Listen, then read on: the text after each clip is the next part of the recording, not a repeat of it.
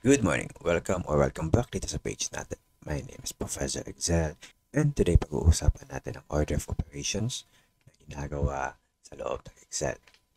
Kapag gumamit tayo ng Excel, there's a chance na madami tayong formula na gagawin. And dapat malaman natin kung ano yung ginagawa ng Excel o ano yung ginagamit ng Excel na order to compute. So I think napagdaanan nyo na to, alam nyo na to before, and i-review na lang po natin. Ginagamit ni Excel kapag ito ay nagko-compute ay may abbreviation na PEMDAS. Ito ay ang parenthesis, exponent, multiplication and division, addition and subtraction. Now, yung parenthesis, yun yung may bracket. Palakihin natin. Palakihin muna natin to. Dito. Dito nyo lang yan. And kapag ginamit nyo nga pala yung zoom dito sa baba, zoom out, tsaka yung zoom in, lalaki yung mga items and numbers na nakikita ninyo at hindi lumalaki yung font size. Ibig sabihin, lumaki lang yung view pero hindi lumalaki yung mismong font size ng mga items nyo. So, iba ito sa kung, for example, ibalik natin sa 100. Kung ginawa mo tong 20, lalaki talaga mismo ang item mo. But with this, lumalaki yung view ng item mo but hindi yung mismong font size. Okay, balik tayo sa topic. PEMDAS. Una is parenthesis. So, ito. Parenthesis. Next is exponent. Ito. Exponent. O yung 2 squared, 4 squared, 8 cubed. Exponents. Next is multiplication and division. Kaya sinabing multiplication and division kasi magka the same lang ang value ng multiplication or ang status ng multiplication tsaka division. Depende na lang kung sino yung nasa left side ng formula mo. Next is addition and subtraction where the same din po ang kanilang level. Depende kung sino yung nasa left side ng formula. So for example, here we have 2 times. In Excel, yung multiplication is yung asterisk. So, 2 times 4 to the power of 2.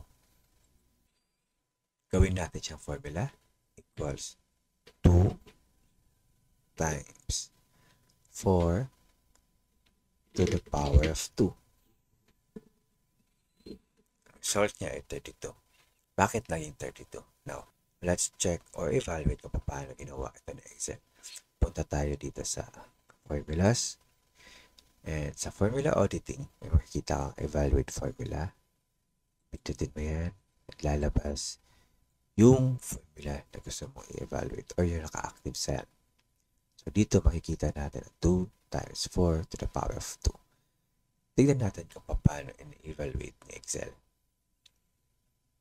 Makikita natin ngayon, ang naka-underline is 4 to the power of 2. Ibig sabihin, inuna niyang i-compute si 4 to the power of 2, which is 16, bago niya multiply kay 2. Kaya lumabas si 32. Next, subukan naman natin to. 6 plus 2 times 2. I-evaluate natin. And makikita nyo na inuna ni Excel si 2 times 2 kasi may parenthesis siya. Evaluate 4 plus 6 kaya naging 10. Next. 4 minus 2 plus 6. 8. Now, dito, tingnan natin kung uunahin ba ni Excel si plus since PEMDAS nga addition, subtraction. So, tingnan natin kung paano ginawa ni Excel. inuna pa din ni Excel yung 4 minus 2.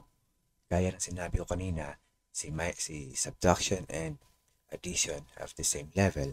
Depende na lang kung sino yung nasa left side. Sa example natin, si subtraction is nauna kay kang addition. Kaya inuna niya i-evaluate si 4 minus 2. Ayan, 2 plus 6. Okay.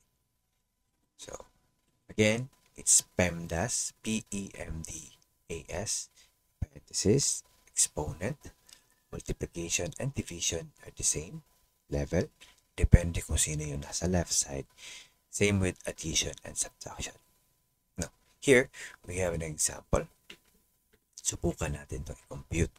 So, subtotal of this. So, let's see. 5 plus 2 plus 3 equals 10. Now, gusto natin kunin yung total ng ito plus 10% nito, which is 1. So, dapat 11 yung makukuha natin. 10 plus 1. So, for example, 10 times 10% of 10 plus 1 for 100% or 10.10 plus 1 equals 1.10. So, ang gusto natin is 10 times 1.10 or 110%. Yun. Ang lumabas is 2 instead na 11, which is yun yung gusto natin. Let's evaluate ano ang nangyari sa loob. So, inuna ni Excel si J6, which is ito, 10. Next is si J7, which is ito. So, kung mapupunan nyo, evaluate. Ang inuna niya is 10 times 0.1. Kasi sa PEMDAS, nauna si M. Or si multiplication.